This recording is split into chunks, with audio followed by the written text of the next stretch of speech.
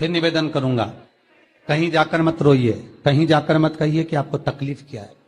ना रिश्तेदारों से, ना नातेदारों से, ना कुटुंब से, ना कबीले से, ना अपनों से, किसी से नहीं कहना कि दुख क्या है। बस इतना करना कि किसी मंदिर में अगर पूजन करने जा रहे हो, आप जिस पाठ को कर रहे हो, जो पाठ आप करते हो, हमें ये भी नहीं कहना कि तुम शंकर का पाठ करो, हम तो ये भी नहीं कहेंगे कि शिव कवच करो, हम ये भी नहीं कहेंगे कि तुम हम बताएं वो वाला पाठ करो। तुम तो जो पाठ करते हो, तुम जो स्मरण करते हो, जो तुम मंत्र जाप करते हो, जो तुम नाम जाप करते हो, तुम्हारी मर्जी, तुम जो जपते हो, बस उस जप के समय पर कटोरी में, गिलास में, तांबे के पात्र में, पंचपात्र में जल हो और उस जल का आचमन, उस जल का सींचन दुकान पर, घर पर रोज करना प्रारंभ कर दो। आधे से ज्यादा तुम्हारी तकलीफ, आधे से ज्यादा तुम्हारा कर्जा, आधे से ज्यादा तुम्हारा दुख तो भगवान यूं ही समाप्त कर दे। यूं ही हम जल कौन सा सींचते हैं भगवान? अपनी दुकान पर पानी कौन सा छोड़ते हैं?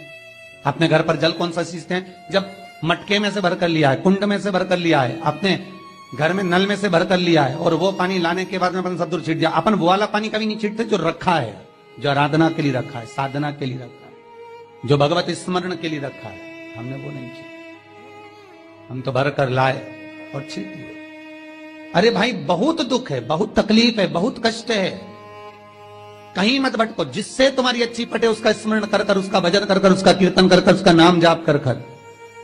हम तो ये भी कहते हैं कि तुम जो भजन कर सकते हो, तुम जो स्मरण कर सकते हो, तुम्हारी चित्तवृत्ति में जो अच्छा हो तुम वो करना।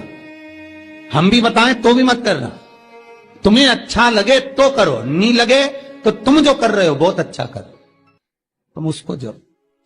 तुम्हारा जपना, तुम्हारा स्मरण करना, तुम्हारी भक्ति का भाव प्रकट करना, बस दिल से, मन से, जो तुम्हारे मन में आ जाए, भगवान को वो कह दो, भगवान से वो जाकर निवेदन कर दो, भगवान उसे स्वीकार कर दो। तो शास्त्र कहता है कि जिस दिन आपका व्रत है उस दिन एक काम जरूर करना कि भगवान का मंत्र जाप कर कर, भगवान का स्मरण कर कर, कटोरी में जल लेकर, पात्र में जो जल रखा हो, पूजन पाठ करते समय, स्मरण करते समय वो जल का पान अवश्य करें।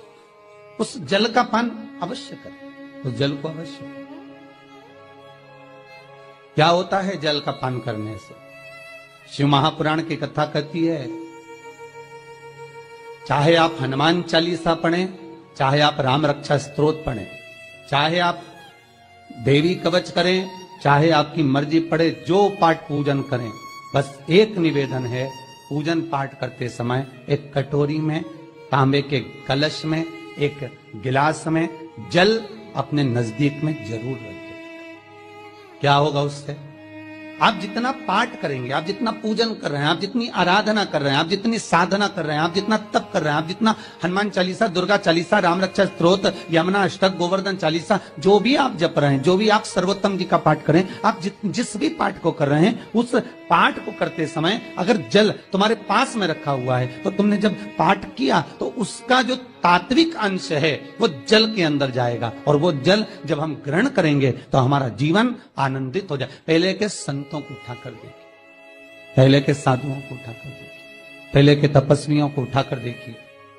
साधु, सन्यासी, तपस्वी जहां पर तप करते थे, उनके पास में कमंडल में जल रखा रहता था, उनके कमंडल में जल होता था। उन्होंने कमंडल में से जल लिया, श्राप दे दिया, उन्होंने कमंडल में से जल लिया, आशीर्वाद दे दिया। तो कई शास्त्र, कई विद्वान कहते हैं कि उस सन्यासी का तप बल इतना प्रबल था कि उसके मुख से जो निकलता था वो हो जाता था। ध्यान देना, सन्यासी के तप बल से भी प्रबल था उसके कमंडल का जल, जिसको वो पठन करता था, तप करता था, साधना करता था, भजन करता था, कीर्तन करता था, तो जो जल उसके पास में रखा रहता था उसमें इतना पावर आ जाता था कि बस उसको छोड़ते ही वो श्राप लग जाता।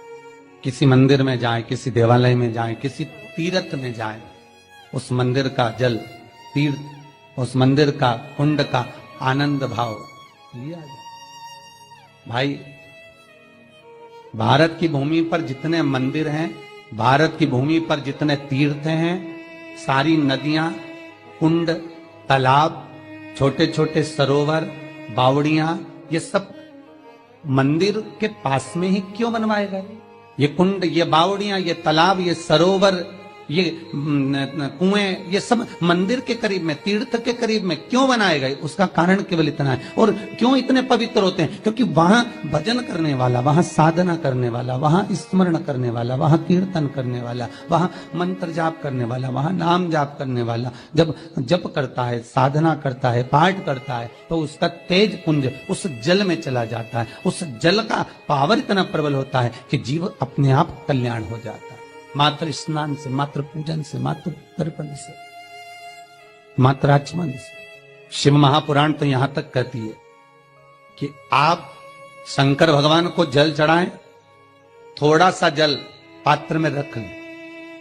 जहां पूजन कर रहे हैं, जब थाली से पूजन, पहले सबसे पहले तो जल ही चढ़ाओगे ना, जल चढ़ाने के बाद उस पात्र को रख लें। थोड़ा सा पानी उसमें बचा लें, 2-4 बूंद, 8 बूंद, 15 बूंद, 20 बूंद, 1 चुल्लू, थोड़ा सा। भगवान शिव की आराधना करी, आपने दिया बत्ती करा, पूजन करा, आराधना करी, मंत्र जाप करा, घंटी का नाद करा, और भी लोग आए, उन्होंने भी भगवान का नाम लिया। जब घर की ओर प्रवेश करें, पूजन की थाली जब लेकर चलें, तो जो कलश में जल हो उसका आचमन कर लें या अपने ऊपर छीट लें, उससे सुख का अनुभव होता। स्कंद पुराण कहती है मनुष्य के जीवन के दुख को समाप्त करने में जल की परिभाषा प्रबल है। पहले के जमाने में बच्चों को डराते थे तो कहते थे बा हुआ है। आज के जमाने में सासों को डराना हो तो कहते बहू आई, अभी तो गई थी, कहां से आ गई, मायके गई थी, वापिस आ गई। लोगों को बहू से भय होने लगा। और मेरा निवेदन है, बहू से भय नहीं होना चाहिए, बहू से प्रेम होना चाहिए। वो अपना घर परिवार सब छोड़कर आपके लिए आई और आपको उसका सम्मान करना चाहिए।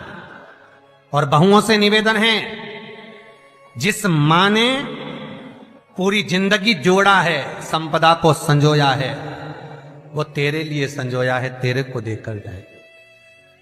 दुख ना मना, जीवन को सुखमय, आनंदमय।